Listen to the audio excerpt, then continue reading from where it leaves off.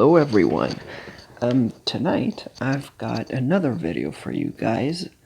A new installment of the how-to series. This time I want to go through the Nightsister faction. I think that Nightsisters are definitely a faction that is very important to have. They're probably not high priority, but they're just so useful and they're so annoying on defense that it's worth having them well modded. So as you can see, mine are not amazingly geared. They're decent. They could definitely use more relics, but this is what we got. So generally the team that you're going to be shooting for is going to be these first 5.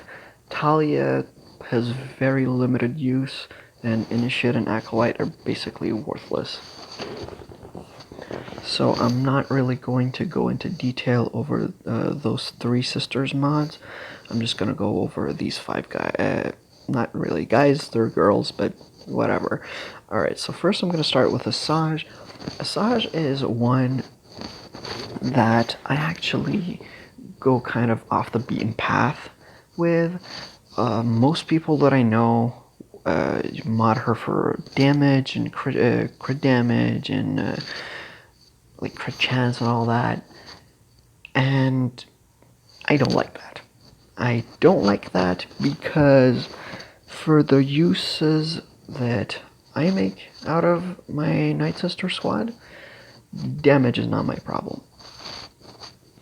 Because I'm either going to be using her on defense, or I'm going to be using her on offense against either GG with BB-8 or against Geos. And in all 3 of those situations, I mean, sure, damage is fine, but there's one thing that's always king in most scenarios, and it's stuns. And how do you make sure that stuns land is potency? Now, I know her basic has only a 50% chance to stun, but it's still a decent way to get stuns around, especially when you consider how fast she really is with her unique, giving her 15 speed for each unbuffed enemy, and the lead also giving her 30 more. So the way that I like to mod my Asajj is with speed and potency. I like her to be pretty fast, around like plus 100 speed, it's okay, and potency, a lot of potency. You want to shoot around like minimum, I would say 80% potency. Probably try to get more towards 100 if you can. If you can't, it's not the end of the world, it's alright, but still. And you can still try and get some more damage in there. As you can see, I've got a crit damage set. Sorry, not crit damage set, but a crit damage triangle. And I've got not a lot of offense on her, but a little bit. So it's definitely, I would say it's your 3rd priority. It would definitely be speed and potency first, then offense and like crit damage and all that. So yeah, here I have a potency cross. If you don't have one with like decent speed or whatever, you can probably use offense. It's gonna do fine as well. But I like the potency. Again, stuns are king. And let's be honest, the most annoying thing when you're going against a Nightsister squad is their non-stop stuns. Next, Daka. Well, we all know how we want to mod Daka. It's health, health, and health.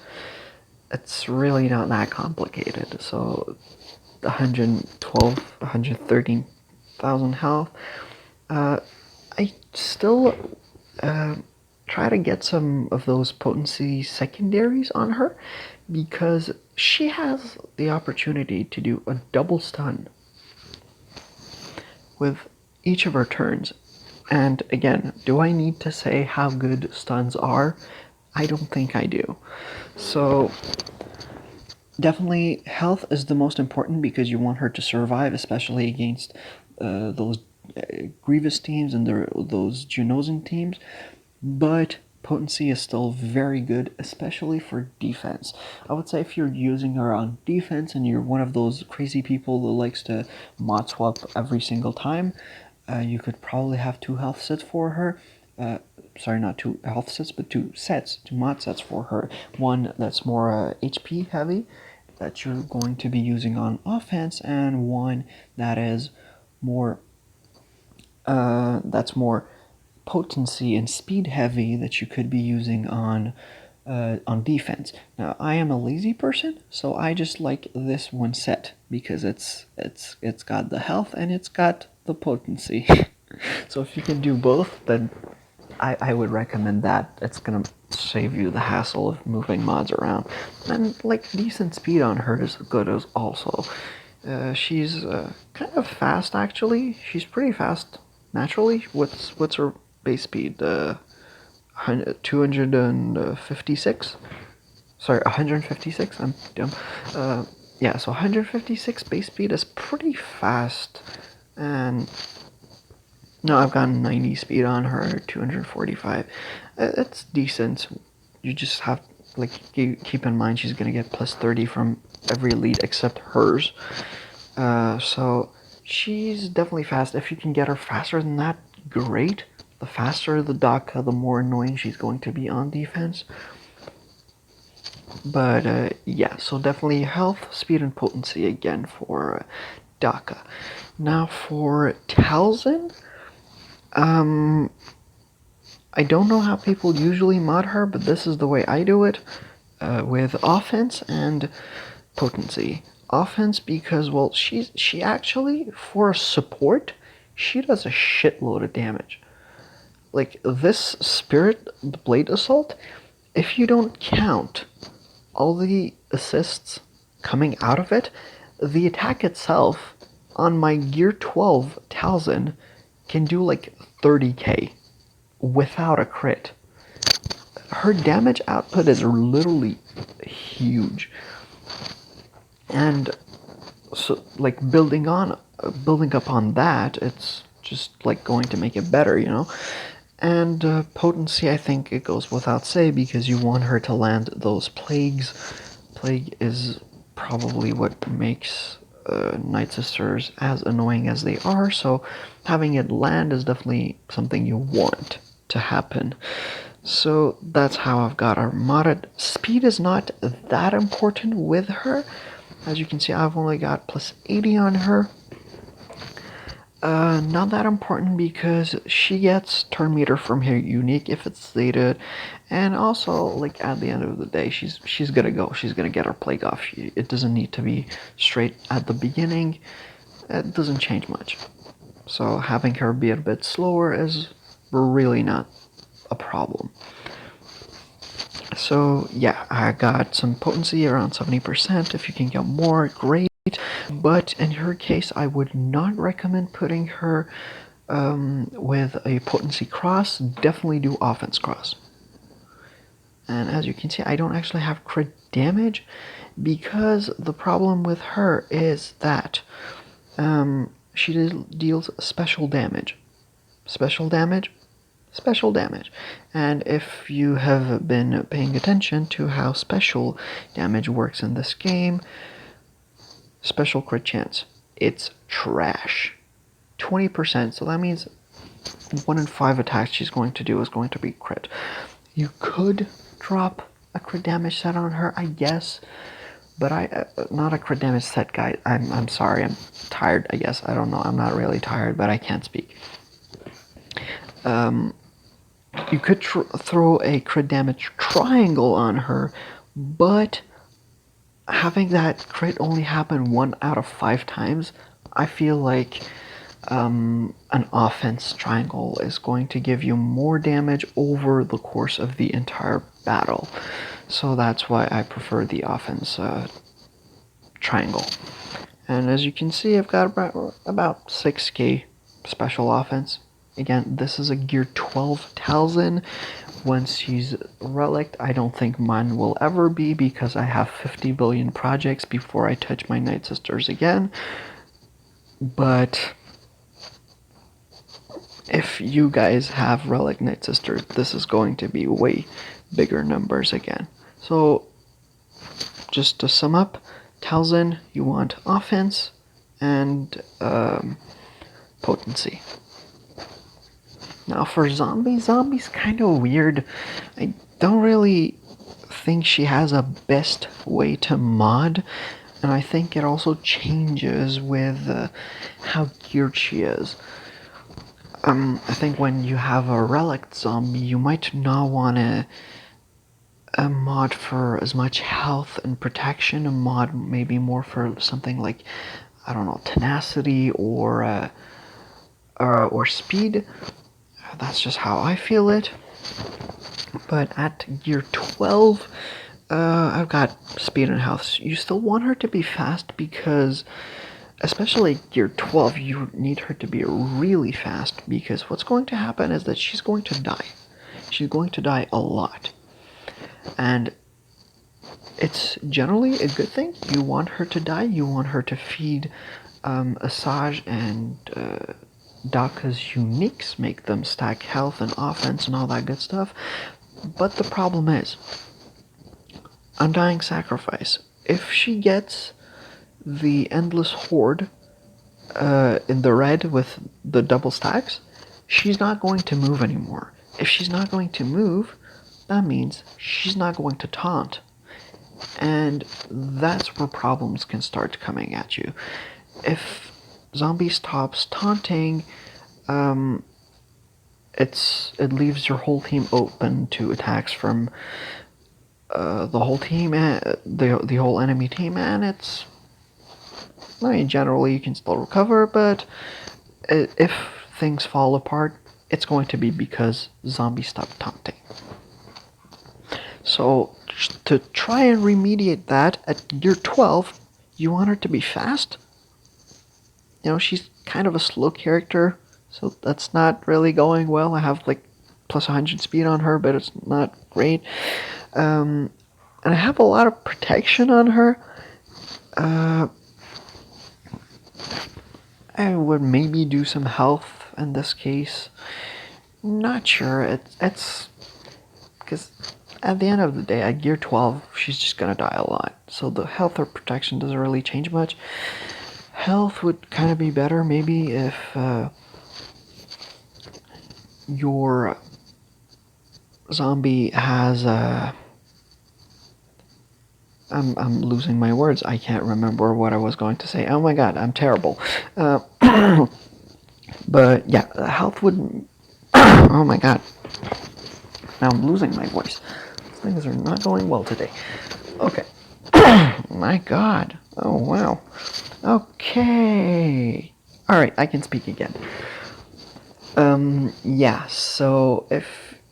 I would say maybe health is better for a gear 12 zombie, because once she dies once, well, she's not going to have any more protection.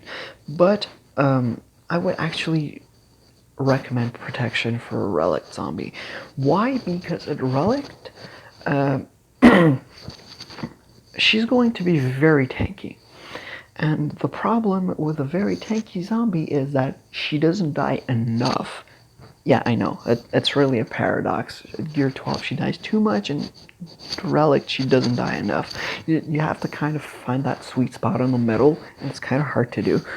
So I think mods are something that make that a bit more possible. So for a relic zombie, I would definitely try to look into modding her for something like speed and tenacity. Tenacity would be very good on her, because mainly thinking about the Grievous counter, B2 is not going to be able to apply as many buff immunities on her. And buff immunity is going to stop her from taunting, and you don't want that. So definitely having that around, the tenacity around, would help that counter. So yeah, she's got like two ways of modding, but at the end of the day, I think both are going to do fine, no matter your gear levels. she is a weird character, zombie. And last but not least, we have Nightsister Spirit. She's a very simple character. She's just very good because, again, stuns, turn meter removal, and she's actually very fast and she does a lot of damage. In her case, though, you don't really want to put your eggs in the stun basket, so you don't really want to go for the potency, because she actually gets way more annoying when she's fast. Now mine is actually very slow. She's got plus 95, but this is a very slow spirit. A good spirit would be somewhere around like at gear 12, that she would be around like 270 speed, like, so plus like 120, around that. That's where you want your spirit to be at. If you got those god mods, I don't. My mods are kind of trash, so this is what we got to work with. But yeah, definitely, like, at gear 13, you'd want your spirit to be around like 290, 300 speed before lead bonus, because that's when she starts to get very annoying, especially against those bounty hunter counters. The faster that your spirit is, the more time she's going to go, and she's going to stun, and she's going to remove turn meter, and it's going to make it a lot more difficult for the enemy boss to get like his taunt up, to get regen and all that. So it's going to make your team much better. It's also very good against Imperial Trooper teams, because she's probably the only person on your team that can outspeed Stark. So having her fast is definitely the way to go to stop those counters. So definitely fast spirit. Speed is the most important thing to mod for her. But she's got another thing that you should mod for her, and that is offense. Because of this girl, I don't know. Do ghosts qualify as girls, really? I don't know. Do ghosts have genders? 2020 answer that. But yeah, she does a shitload of damage. Mainly because of this, because she has plus 100% offense, and she ignores armor when she has foresight, and she has foresight pretty much all the time. So offense is also something you want to mod her for. Like my spirit at gear 12, I've seen her easily crit for like 30-40k on basic. So that's great, and you want her to do damage, so you get those fights done quicker. So speed and offense for spirit. Now that we're done with the modding, I'm just gonna go through a quick look at what these guys can beat. I always say guys, like everyone in Galaxy of Heroes is a male except them, these girls, but these girls can beat. So yeah, I talked about it a little bit. They can beat Grievous with BB-8. They can actually also beat other Grievous comps. It's kind of harder when you put Droideka or Newt in there, because they make it actually kind of easier to take out Daka. And if Daka gets taken out, you're just done. You're done. There's no, your win condition is out. So it's it's you can use it for those teams, but it's definitely better for the BB-8 team. It's not going to work on Watt because the weapon tech makes it so that you can't revive. So like Daka just tanking shit is not going to work, because she's not going to able to bring the other Nightsisters back. They also work on Geos. It's actually a very consistent counter, much more consistent than GG with BB-8. Although GG with BB-8 is actually still very consistent for me. I've lost maybe once or twice ever with it. What else can they beat? Well, they can beat pretty much any team that's not in the, like, top 5, top 6. You know, they can't beat Darth Revan, Gas, the Galactic Legends, definitely not. They can't beat Padme.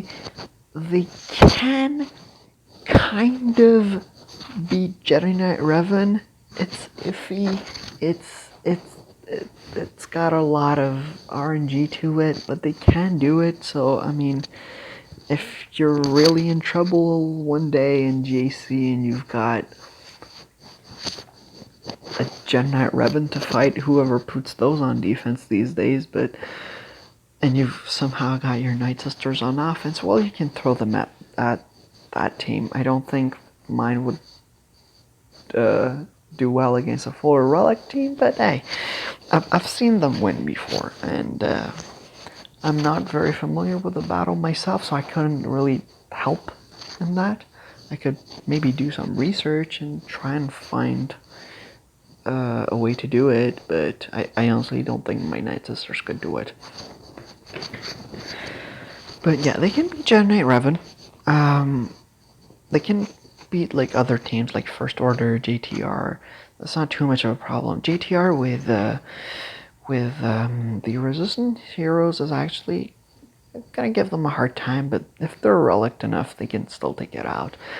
Same with First Order. First Order, when they're relict up with like Hux and Sith Trooper, they're going to give the Nightsisters a pretty rough time, but they can still probably take them out with a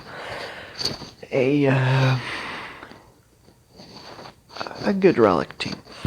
Now, they're all fun and games on offense, but I definitely think they are a much better defensive team, especially for GAC and Territory Wars. Well, we only have 4 different teams really that we use, so it's really easy to take out Nightsisters in Territory Wars. In GAC, it's a different story because you have like 7 or 8 teams, and that's what makes it what makes them so deadly in GAC is that, well, people are going to have to start running through their B and C tier teams, and at that point, Nightsisters are actually very decent. So it's definitely better, in my opinion, to put them on defense. And if you want some tips on how to beat these guys, well, there's like 4 or 5 best teams to use against them. I would say the 2 safest teams are definitely Jedi Knight Revan and Padme. Those guys are pretty much like instant wins. You could probably auto that and win with those 2 teams. So if you have like a very good Nightsister team to fight, that's what I would go for. If not, Bounty Hunters with Django and the Zeta on his unique makes a very good Nightsister counter. They just need to be kind of similar gear to the Nightsisters when the sisters are relict. Like my Bounty Hunters, we can take a quick look at them. I have a gear 12 Bosk and everyone else is gear 11. And with these guys, I have been able to take out a Nightsister team that has G12 Zombie, G12 Spirit, and G12 Towson with relict Asajj and Daka, so kind of like my team. But anything over that, my Bounty Hunters are not going to be able to do it. So that's why I say it's kind of gear dependent if you got trash Bounty Hunters like me, but like if you're at a higher GP bracket than me, it's probably not going to work as well. But if you got like Relic Bounty Hunters, it's a great counter for Nightsisters. I definitely recommend them. And if you got Wat Tambor on offense, you can throw them in the 5th slot instead of Cad Bane, and it makes it 50 times easier. And last but not least, you also got, well, actually, I still got 2 counters. One is the Imperial Troopers. It's not a counter that I recommend. It's a roller coaster of a battle, and it can still fall. It can fall apart so quickly that I'm not a fan of that matchup. I'm not a fan. I know some people like it. I know some people say it's consistent. Press X to doubt. That's all I have to say. I've never really been able to beat Nightsisters with my Imperial Troopers. Granted, mine are all Gear 11, but still, I can make better uses out of my Troopers, so that's alright. And last counter is First Order. First Order can beat them. It's easier with Watt, but it can still be done without, especially if you have got Hux and you have got Sith Trooper. Those guys will make it much easier. But yeah, those 5 teams are the main counters for Nightsister teams. I don't think it was something very new, but I still wanted to put in the video, but because that's just the format these videos take. So that's gonna do it for this video. If you enjoyed, well, please let me know. I would be happy to know that my videos are actually kind of good and hopefully not trash. And if you got any suggestions for any new teams, let me know. I was thinking of maybe doing Bounty Hunters next. I'm not sure. If you guys would prefer to see another team before that, just let me know. But until then, I'll see you next time.